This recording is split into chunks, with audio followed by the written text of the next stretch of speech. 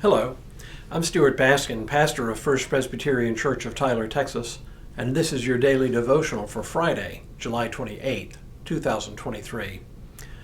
I've been away for a few days on vacation, so you've been watching devotionals this week and last from the archives. Out of curiosity, I looked at the devotionals that have been viewed the most number of times. So today and tomorrow, you'll see some of the most popular devotionals based on the number of views. Today, a devotional on predestination and free will that first played on August 16th, 2022. Are we predestined, or do we have free will? Is our every move in life scripted in advance, or do we exercise the ability to choose? This week I'm talking about some of the paradoxes and polarities we encounter in the Christian faith. In my experience, there is no other polarity more misunderstood than the relationship between predestination and free will. Let me begin by saying that most everything you know or think you know about predestination is probably wrong. Now, I don't mean that as an insult, but rather as a way to say that what most people mean when they use the word predestination is really what we call predeterminism. Predeterminism is the idea that whatever we do in life is at least in some measure determined ahead of time by someone or something else. And it doesn't have to be God who determines things. It can be our genetic makeup, our place in the world, where we're born, what kind of family we happen to be born into, what zodiac sign we were born under, or any of several other forces that may or may not be at work. Philosophers debate this all the time. It's certainly not limited to discussions of predestination, but predestination is simply not about predeterminism. Very little in this ancient Christian doctrine has to do with what we do day in and day out. Predestination has to do with our, ultimate destination, salvation or damnation, rather than most anything we happen to do in life. So when someone says they were predestined, for example, to be in church on a particular Sunday, they're using the term incorrectly. And that's where the predestination versus free will debate goes off the rails. You probably know that we Presbyterians are closely identified with the doctrine of predestination, and with good reason.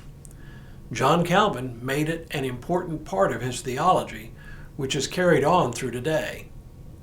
But Calvin himself did not invent the doctrine. No, it was first articulated some 1100 years before Calvin by the Catholic theologian we know as St. Augustine of Hippo in North Africa. Over a period of years, Augustine's understanding of predestination grew and developed, but it was in an ongoing argument with another theologian named Pelagius, a British monk active in the years before and after the year 400 AD, that the doctrine really took hold.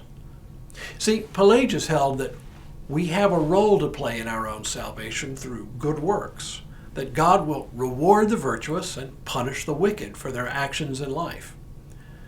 Augustine wisely understood that from a pastoral perspective, this is a devastating idea.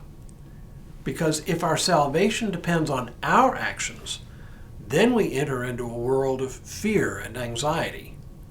We would be afraid each day that we had either done something that would exclude us from heaven or failed to do something with the same result.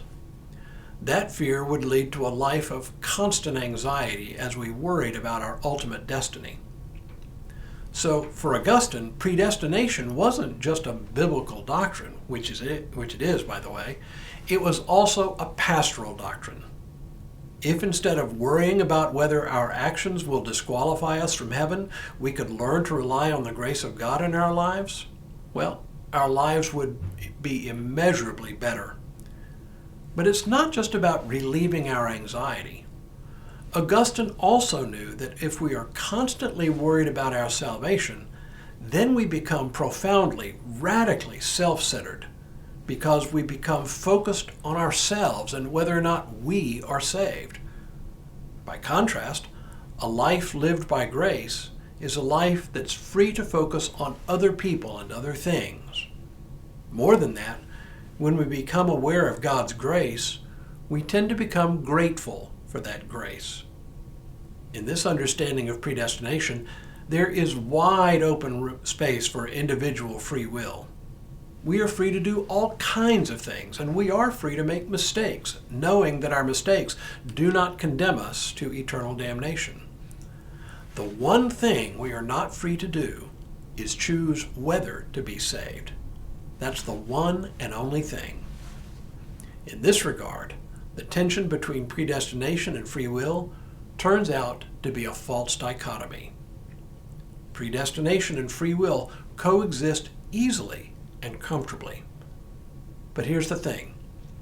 Even those who believe predestination works against our free will bump up against another hard truth, and that is, on our own we are simply incapable of doing what it would take to earn our salvation. In this instance, our free will is even more constrained. So I guess it comes down to this. Would we rather live a life of constant fear and anxiety, trapped in a self-absorbed life of worry about our salvation? Or would we prefer to live a life of joyful gratitude to God, knowing that God alone has granted us the salvation we so desperately desire? For me, the choice is simple. I prefer a life free from the burden of fear and anxiety. Tomorrow, providence versus raw chance.